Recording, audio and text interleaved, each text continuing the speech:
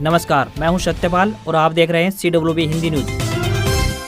शक संवत 1947 विक्रम संवत 2082 आज माघ मास के शुक्ल पक्ष की तृतीया तिथि और दिन बुधवार है। तदनुसार अंग्रेजी तारीख 21 जनवरी सन 2026। सबसे पहले आज की सुर्खियां। हरियाणा कर्मचारी चयन आयोग में निकली भर्तियां, 10वीं पास विद्यार्थियों के लिए जरूरी अपडेट। जींद ITI में आज यानी 21 तारीख को लगेगा रोजगार मेला। ITI पास छात्रों का होगा तुरंत सिलेक्शन। 2026 के अंत तक हरियाणा में होगी 60,000 नई भर्तियां, CM नायब सिंह सैनी का वादा। दक्षिण हरियाणा के नारनौल में रामकथा के चलते रूट डाइवर्ट, 22 से 31 जनवरी तक भारी वाहनों का प्रवेश प्रतिबंधित। हरियाणा बोर्ड की 9वीं व 11वीं वार्षिक परीक्षा की डेटशीट हुई जारी। 16 फरवरी से होंगी परीक्षाएं, पहले दिन हिंदी और अंग्रेजी का एग्जाम। हरियाणा में महिलाएं परीक्षाओं में मंगलसूत्र पहन सकेंगी। सिख छात्रों को कृपाण ले जाने की छूट रहेगी। सरकार ने दोनों पर शर्त भी लगाई।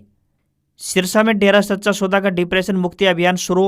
राम रहीम ने जरूरतमंदों को बांटी राशन किट व कैंसर जांच शिविर भी कराए। सिरसा की 2 महिला सरपंचों को राष्ट्रपति करेगी सम्मानित। 26 जनवरी को दिल्ली में मिलेगा सम्मान। अनाज मंडियों में कच्ची पर्ची का विवाद पहुंचा हाईकोर्ट। हरियाणा के कृषि वैज्ञानिक ने दाखिल की जनहित याचिका। रेवाड़ी में गणतंत्र दिवस में भाग लेने वाली टीमें फाइनल। मंत्री गौरव फहराएंगे झंडा। कोसली में अनिल यादव तो बावड़ में डॉक्टर कृष्ण को मिली जिम्मेदारी। फरीदाबाद में आशा वर्कर्स का प्रदर्शन, 4 महीने से वेतन नहीं मिला। 12 मांगों का ज्ञापन CMO को सौंपा। हादसे में पहली बार जिला स्तरीय गणतंत्र दिवस समारोह। केंद्रीय मंत्री मनोहर लाल खट्टर फहराएंगे तिरंगा। और 45 साल के नितिन नवीन भाजपा अध्यक्ष बने। फोकस बंगाल व तमिलनाडु पर रहेगा। कहा साधारण कार्यकर्ता को असाधारण सम्मान मिला। और अब खबरें विस्तार से। हरियाणा में ठंड के तीखे तेवर ढीले होते हुए नजर आ रहे हैं। पश्चिमी मौसम प्रणाली की वजह से धीरे धीरे दिन और रात के तापमान में बढ़ोतरी देखने को मिल रही है। अच्छी खासी धूप निकलने से आमजन को ठंड से राहत मिली है। साथ ही धुंध और कोहरा खत्म होने से सड़कों पर वाहनों की गति पहले से ज्यादा देखी गई है। तापमान की बात करें तो प्रदेश में हिसार का अधिकतम तापमान 22.1 डिग्री सेल्सियस दर्ज किया गया है, तो वहीं न्यूनतम तापमान 8 डिग्री सेल्सियस रहा। ठंड कम होने से बच्चों के स्कूल भी खुल चुके हैं। अभी पूरी तरह से ठंड नहीं गई है। मौसम वैज्ञानिक डॉक्टर चंद्र मोहन के अनुसार फिलहाल आसमान में बादलबाई देखने को मिल रही है। ये कमजोर पश्चिमी विक्षोभ के कारण हुई है। इसके अलावा लगातार 3 पश्चिमी विक्षोभ सक्रिय होने से मौसम में बदलाव बना रहने के अनुमान जताया गया है। 22 जनवरी के बाद हरियाणा, दिल्ली व NCR में मौसम में परिवर्तन आने की संभावना है। इसी बीच आसमान में बादलबाई और तेज गति की हवाओं के साथ हल्की से मध्यम बारिश की संभावना बन रही है। इसके बाद 25 जनवरी से राज्य के अधिकतर स्थानों पर बारिश आने की संभावना है। इसके साथ ही तेज शीतल हवाएं भी चलेंगी, जिससे तापमान में गिरावट आने की संभावना है। कुल मिलाकर आने वाले दिनों में ठंड का असर बढ़ सकता है। हरियाणा सरकार ने सिख और विवाहित महिलाओं को परीक्षाओं में छूट दी है। अब सिख छात्र कृपाण पहनकर और महिलाएं मंगलसूत्र पहनकर परीक्षा दे सकती हैं। सरकार ने इस बारे में एक आदेश जारी किया है। यह आदेश स्कूल, कॉलेज, यूनिवर्सिटी और प्रतियोगी परीक्षाओं में लागू होंगे। हालांकि सरकार ने कुछ शर्त भी रखी है। सिख छात्रों को सिर्फ तय लंबाई की कृपाण ले जाने की इजाजत होगी। सिख उम्मीदवार सिर्फ 9 इंच लंबाई और 6 इंच ब्लेड वाली कृपाण रख सकेंगे। इन्हें 1 घंटे पहले परीक्षा केंद्र पर पहुंचना होगा। वहीं विवाहित महिलाएं मंगलसूत्र पहन सकते हैं, लेकिन उन्हें आधे घंटे पहले परीक्षा केंद्र पर पहुंचना होगा। हरियाणा में परीक्षाओं में शामिल होने के दौरान सिख छात्रों और विवाहित महिलाओं को कृपाण और मंगलसूत्र को लेकर बार बार समस्याओं का सामना करना पड़ रहा था, जिसको देखते हुए सरकार ने यह फैसला लिया है। हालांकि फैसले के पीछे की वजह दिल्ली हाईकोर्ट और पंजाब एंड हरियाणा हाईकोर्ट के फैसलों को भी माना जा रहा है। सिरसा जिले की 2 महिला सरपंचों को 26 जनवरी को राष्ट्रपति द्वारा सम्मानित किया जाएगा। ये सम्मान बड़ा गुडा ब्लॉक के फतेहपुरिया नियामत खा गांव की सरपंच सुनीता डिडारिया और रानिया ब्लॉक के भूना गांव की सरपंच शारदा देवी को दिल्ली में मिलेगा। दोनों सरपंचों को राष्ट्रपति भवन से निमंत्रण प्राप्त हुआ है। फतेहपुरिया नियामत खा की सरपंच सुनीता डिडारिया ने इस सम्मान पर खुशी व्यक्त की है। उन्होंने बताया कि उन्हें राष्ट्रपति द्वारा सम्मानित होने का अवसर मिलने पर अत्यंत प्रसन्नता है। सुनीता ने गाँव में शिक्षा के स्तर में सुधार पर विशेष जोर दिया है। सरपंच सुनीता के अनुसार उनके कार्यकाल में गांव की शिक्षा का परिणाम 10% से बढ़कर 98% हो गए हैं। इसके अतिरिक्त गांव की टूटी हुई गलियों को पक्का किया गया है व पूरे गांव में सीवरेज पाइपलाइन बिछाई गई है। गांव में एक हर्बल पार्क भी बनाया गया है, जहां ग्रामीण घूमने जाते हैं और पीने के पानी के लिए भी पाइपलाइन डाली गई है। शारदा देवी विशेष रूप से महिलाओं के उत्थान के लिए काम कर रही है और गाँव में 10 स्वयं सहायता समूह चलाकर महिलाओं को आत्मनिर्भर बनाने का प्रयास कर रही है। उनका कहना है कि गाँव में लड़कियों के लिए लाइब्रेरी बनवाई गई है। लड़कों को नशे से दूर रखने के लिए स्टेडियम की हालत भी सुधारी गई। हरियाणा राज्य में यदि स्टूडेंट ने 10वीं कक्षा पास करने के बाद किसी भी तरह का डिप्लोमा किया है तो वह विद्यार्थी अपनी योग्यता के मुताबिक सरकारी नौकरियों के लिए अप्लाई कर सकेंगे। स्टूडेंट के इस डिप्लोमा को 12वीं कक्षा के समकक्ष माना जाएगा। दरअसल अभ्यर्थियों के बीच में योग्यता को लेकर काफी अफवाहें चल रही हैं। इसी बीच हरियाणा कर्मचारी चयन आयोग यानी HSSC की तरफ से इन अफवाहों पर रोक लगाई गई है और ये स्पष्ट कर दिया गया है। आयोग का कहना है कि 10वीं के बाद किया गया 3 साल का डिप्लोमा 12वीं कक्षा के बराबर समझा जाएगा। हरियाणा SSC के चेयरमैन हिम्मत सिंह ने योग्यता को लेकर चल रही अटकलों पर रोक लगाते हुए स्पष्ट किया कि बहुत से युवाओं के मैसेज आयोग के पास पहुंच रहे हैं कि वे 12वीं पास नहीं है मगर 10वीं के बाद डिप्लोमा किया हुआ है। अध्यक्ष ने बताया कि यदि 10वीं के बाद कोई 3 वर्ष का डिप्लोमा किया गया है तो वह योग्यता 12वीं के बराबर मानी जाएगी। यह डिप्लोमा की ट्रेड पर आधारित होता है। दूसरा, क्या उस संस्थान की सरकारी नौकरी में वैधता है वह भी ध्यान में रखना होता है। उन्होंने उम्मीदवारों का संशय दूर करते हुए स्पष्ट किया कि सरकार के नियम व शर्तों के आधार पर यदि डिप्लोमा किया हुआ है तो वह 12वीं की योग्यता के समकक्ष माना जाएगा।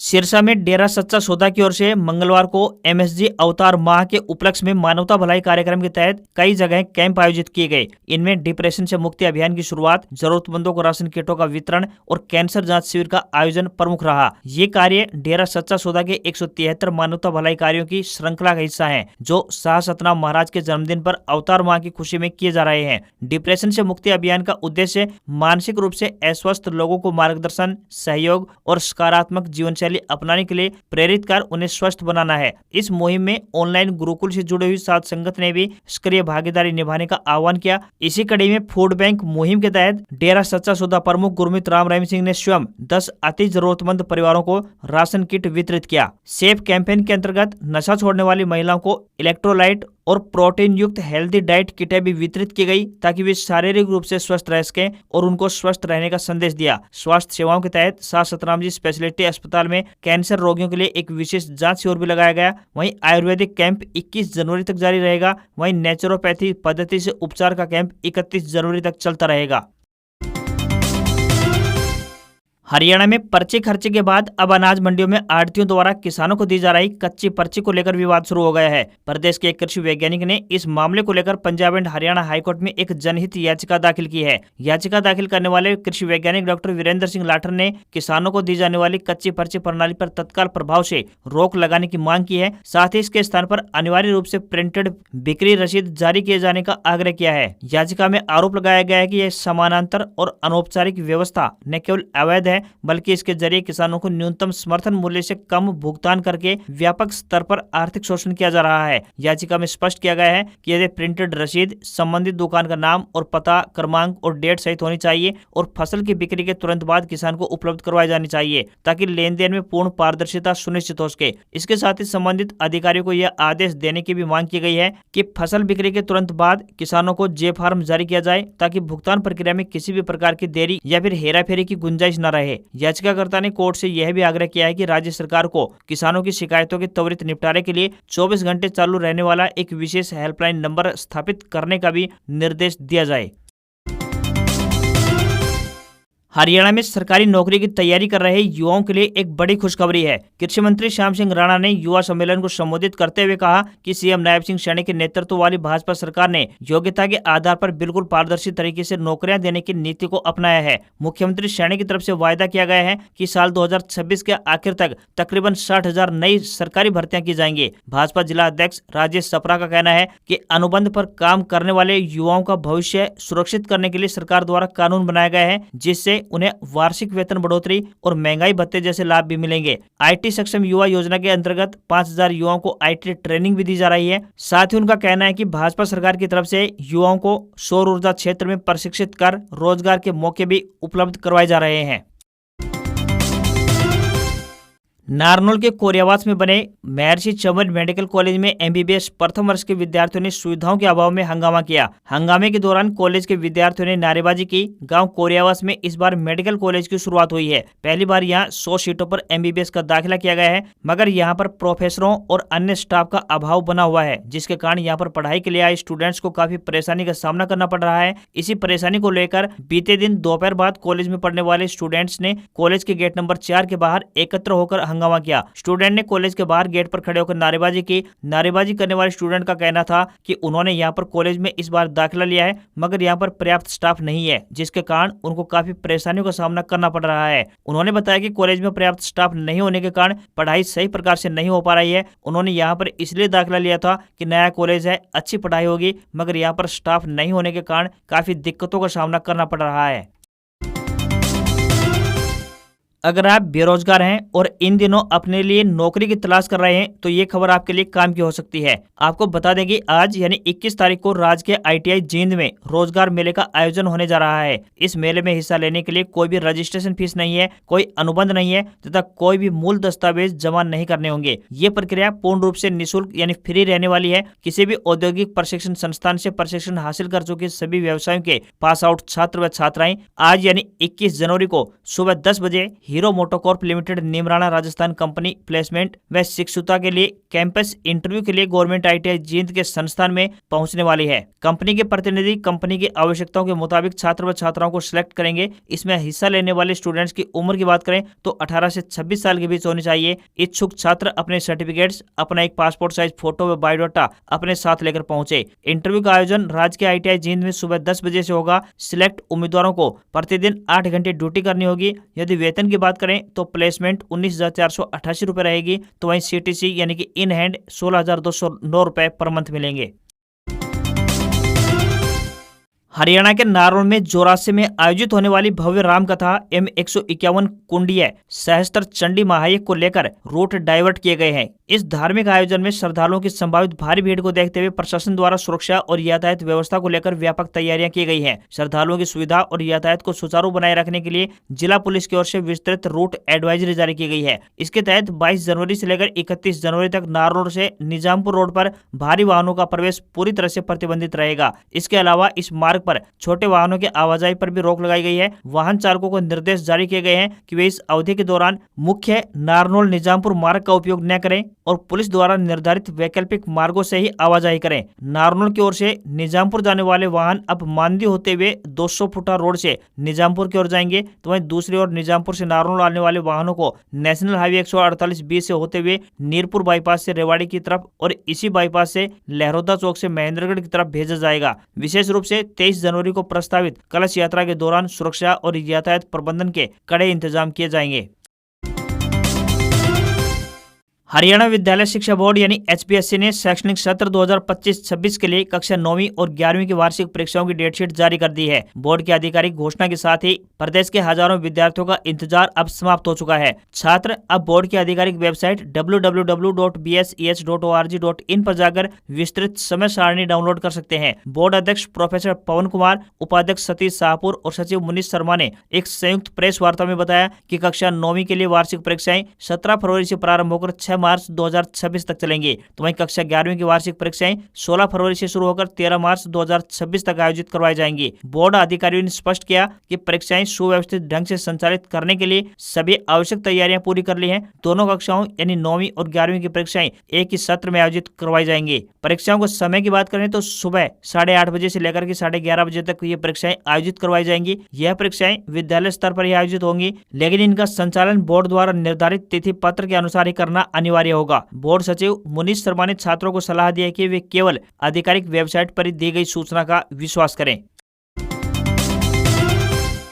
हरियाणा रोडवेज फतेहाबाद द्वारा विभिन्न अप्रेंटिस पदों पर भर्तियां की जानी है। ITI ट्रेड अप्रेंटिस पदों को भरने के लिए महाप्रबंधक कार्यालय की तरफ से आवेदन मांगे गए हैं। आपको बता दें कि भर्तियां कॉन्ट्रैक्ट आधार पर की जाएंगी। जो भी उम्मीदवार इन पदों के लिए इच्छुक हैं वे ऑनलाइन माध्यम से अपने आवेदन भेज सकते हैं। इन पदों के लिए उम्मीदवार का 10वीं पास होना आवश्यक है तथा उम्मीदवार के पास संबंधित ट्रेड में ITI धारक होने चाहिए। आवेदकों को कोई भी शुल्क नहीं देना है। न्यूनतम आयु 14 वर्ष तय की गई है। Mechanic, diesel, carpenter, electrician, painter, tyreman व अप होल्स्टर के पदों पर यह भर्तियां की जाएंगी। आवेदन करने की आखिरी तिथि 28 जनवरी है। फाइनल लिस्ट लगने की तिथि 6 फरवरी रहेगी।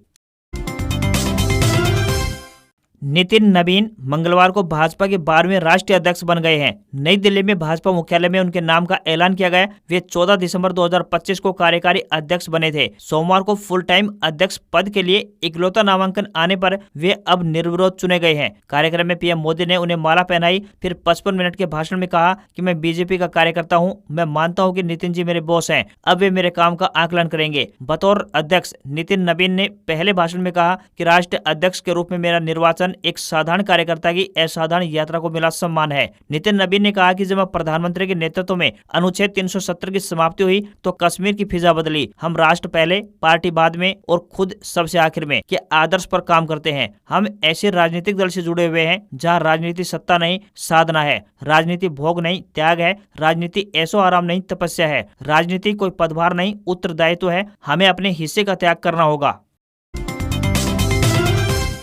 फ्रांस के राष्ट्रपति इमैनुअल मैक्रों ने मंगलवार को ट्रंप की फ्रांसीसी शराब पर 200% टैरिफ लगाने की धमकी पर जवाब दिया। उन्होंने कहा कि फ्रांस धमकी नहीं सम्मान में भरोसा करता है। मैक्रों स्विट्जरलैंड के दावोस में वर्ल्ड इकोनॉमिक फोरम में भाषण दे रहे थे। इस दौरान उन्होंने ग्रीनलैंड से जुड़े विवाद का जिक्र करते हुए कहा कि यूरोप पर और पाबंदियां लगाने की धमकी देना गलत है, खासकर तब जब इनका इस्तेमाल किसी देश की जमीन और आजादी पर दबाव बनाने के लिए किया जाए। इसे किसी भी हाल में स्वीकार नहीं किया जाएगा। फ्रांसीसी राष्ट्रपति ने कहा कि ऐसी दुनिया खतरनाक है जहां अंतर्राष्ट्रीय कानून की कोई अहमियत नहीं रह जाती, जहां ताकतवर देश जो चाहे करते हैं और कमजोर देशों को मजबूरी में सब सहना भी पड़ता है। मैक्रों ने कहा यह समय शांति, स्थिरता और भरोसे का होना चाहिए। मैक्रों ने कहा कि आज दुनिया अस्थिर होती जा रही है, सुरक्षा के मामले में भी और अर्थव्यवस्था के मामले में भी। कई देशों में लोकतंत्र कमजोर होकर तानाशाही की तरफ बढ़ रहा है। भारतीय शेयर बाजार में सेंसेक्स 1065 अंक गिरकर 82,180 के लेवल पर बंद हुआ। निफ्टी में भी 353 अंकों की गिरावट रही और ये 25,233 के स्तर पर आ गया। मार्केट एक्सपर्ट्स बाजार में गिरावट की बड़ी वजह अमेरिकी राष्ट्रपति डोनाल्ड ट्रंप की ग्रीनलैंड पर कब्जे की जिद को मान रहे हैं। इसके अलावा तीसरी तिमाही में रिलायंस जैसी बड़ी कंपनियों के मुनाफे में कमी भी इसका कारण माना जा रहा है। दोपहर होते होते IT, फार्मा और बैंकिंग जैसे सेक्टर्स में बिकवाली तेज हो गई। NSE का निफ्टी रियल्टी यानी रियल एस्टेट इंडेक्स 5% टूट गया, तो वहीं ऑटो और IT इंडेक्स में 2% से अधिक की गिरावट सामने आई। बाजार में आई गिरावट की वजह बढ़ती ग्लोबल अनिश्चितता है। सोने चांदी के दाम लगातार दूसरे दिन अपने ऑल टाइम हाई पर पहुंच गए हैं। India Boolean and jewellers association के अनुसार 1 किलोग्राम चांदी पहली बार सराफा बाजार में 3 लाख के पार पहुंच गई है। ये 15,370 रुपए बढ़कर 3,09,345 रुपए पर पहुंच गई। वहीं चांदी इस साल सिर्फ 20 दिनों में ही 78,925 रुपए महंगी हो चुकी है। वहीं सोने की बात करें तो सोना 3,463 रुपए बढ़कर 1,47,409 रुपए प्रति 10 ग्राम के स्तर पर पहुंच गया है। आज खबरों में इतना ही। देखते रहिए आपका अपना हरियाणा का सबसे बेहतरीन news channel CWB Hindi news. नमस्कार। इसी आशा के साथ आपका दिन शुभ रहे।